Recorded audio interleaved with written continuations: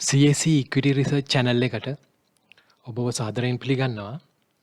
අද මම කතා කරන්න සූදානම් වන්නේ සෙන්ට්‍රල් බැංක් එකේ පොලිසි රේට් එකේ ප්‍රෙස් රිලීස් එකත් ඒ වගේම ප්‍රෙස් කොන්ෆරන්ස් එකේදී දැක්වපු අදහස් සම්බන්ධයෙන් පොඩි සමාලෝචනයක් ගන්න.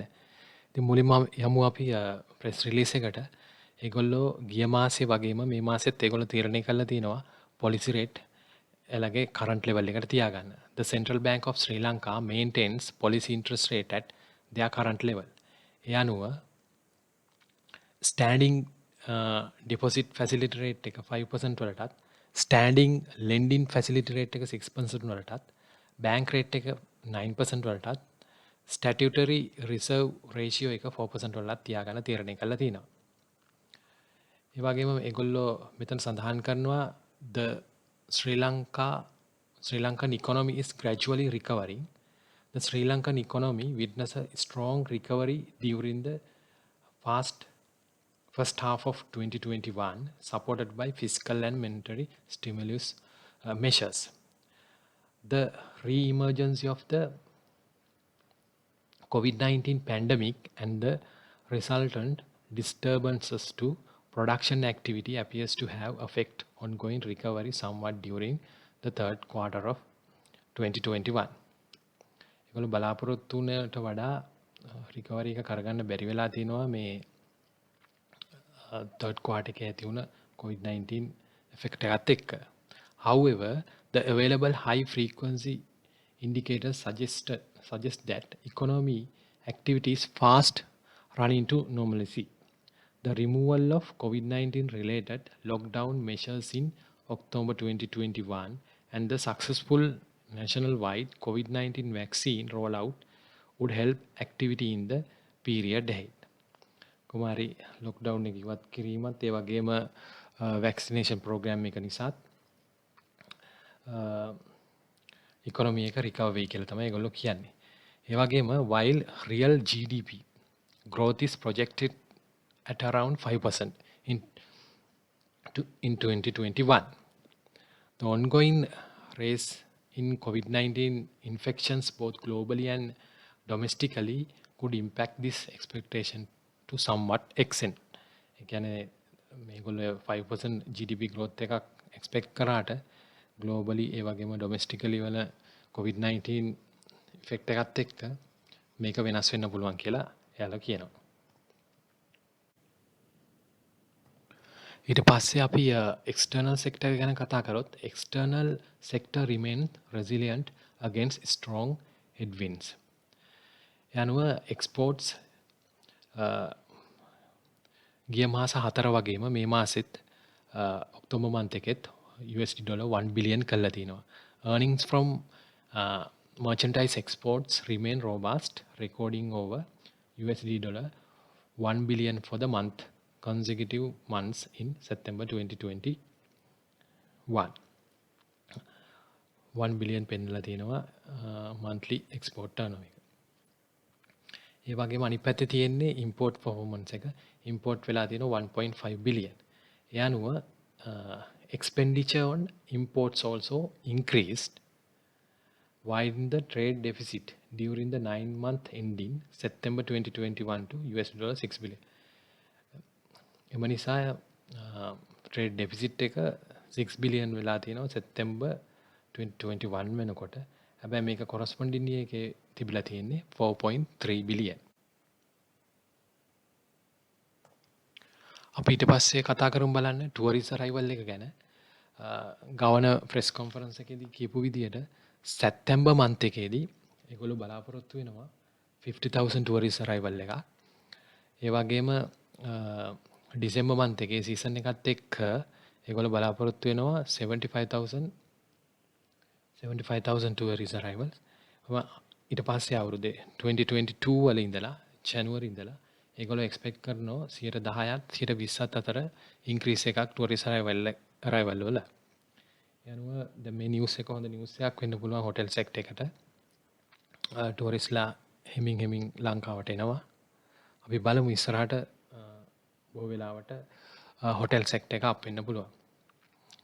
ඊට පස්සේ අපි රෙමිටන්ස් ගැන කතා කරොත් රෙමිටන්ස් වල නම් විශාල අඩුවීමක් මේවා පෙන්නුම් කරනවා. ඒකට මේන්ලි හේතු වශයෙන් ඔහු දක්වන්නේ මේ වර්කර් මයිග්‍රේෂන්ස් වල අඩුවීම. ඒ වුණාට දැන් ඒක යම් තාක් දුරකට හරියාගෙන එනවා. ඒ අනුව රෙමිටන්ස් උත් ඉදිරියේදී වැඩි කරගන්න උන් බලාපොරොත්තු වෙලා ඉන්නවා. ඊට පස්සේ අපි එක්ස්චේන්ජ් රේට් එක ගැන කතා කරොත් මේ දක්වා රුපියල against US dollar 7.2% වලින් depreciate වෙලා තිනවා. හැබැයි central bank එකට හැකියාව තිබිලා තිනවා the exchange rate has remained stable at around 203 level against the US dollar during past 3 months. past 3 months වල එයාලට පුළුවන් වෙලා තිනවා ඩොලර් එක 203 වගේ ලෙවල් එකේ පවත්වාගෙන යන්න.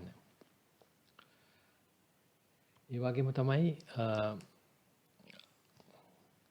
සෙන්ට්‍රල් බැංකේ ඔෆිෂියල් රිසර්ව් එක 2.3 බිලියන් රිසර්ව් එකක් මේන්ටේන් කරන ඔක්තෝබර් 2021 වෙනකොට ඒකට ඉන්ක්ලූඩ් වෙන්නේ නැහැ ඇත්තටම අර ෆොරින් ස්වැප් එක චයිනීස් ගවර්න්මන්ට් එකත් එක්ක තියෙන 1.5 බිලියන්.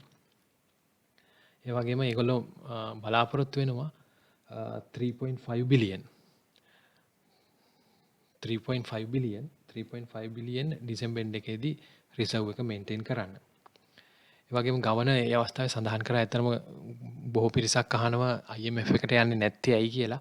ඒ සම්බන්ධයෙන් ඔහු අදහස් දැක්වුවා. ඒ වෙලාවේ ඔහු කියන්නේ IMF එකට ඒගොල්ලන්ට යන්න දැන්ම අවශ්‍යතාවයක් නැහැ.